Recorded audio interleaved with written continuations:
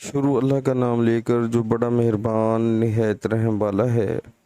مومنو، تم کو مقتولوں کے بارے میں قصاص یعنی خون کے بدلے خون کا حکم دیا جاتا ہے، اس طرح پر کہ آزاد کے بدلے آزاد مارا جائے، اور غلام کے بدلے غلام، اور عورت کے بدلے عورت، اور قاتل کو اس کے مقتول بھائی کے قصاص میں سے کچھ معاف کر دیا جائے تو وارث مقتول کو پسندیدہ طریق سے قرارداد کی پیروی یعنی مطالبہ خون بہا کرنا اور قاتل کو خوش خوئی کے ساتھ ادا کرنا چاہیے۔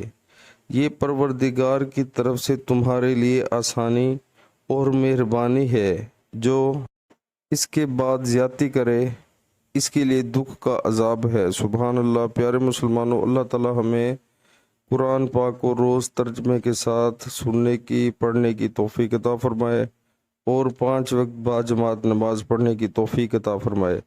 پیارے مسلمانوں، قرآن پاک کی اس آیت میں خون بہا کے بارے میں بتایا گیا ہے کہ کس طرح ہم نے قاتل اور مقتول کے درمیان معاملہ یعنی کہ طے کرنا ہے۔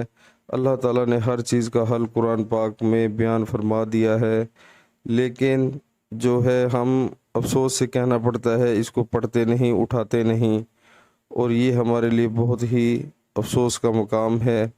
تو پیارے مسلمانوں، جیسے ہی نماز کا ٹائم ہو دنیا کے سارے کام چھوڑ کر اللہ تعالیٰ کے حضور جھک جائیں، اسی میں ہماری صلاح ہے اور اسی میں ہماری فلاح ہے۔ تو پیارے مسلمانوں، جیسے ہی اذان ہو دنیا کے سارے کام چھوڑ دینے چاہیے، کیونکہ دنیا کی زندگی عارضی ہے اور آخرت کی زندگی ہمیشہ رہنے والی ہے۔ اللہ کے فرما بردار بن جائیں تو بہت فائدہ ہوگا۔ سچے دل سے نیت کریں، آج ہی سے عمل شروع کریں۔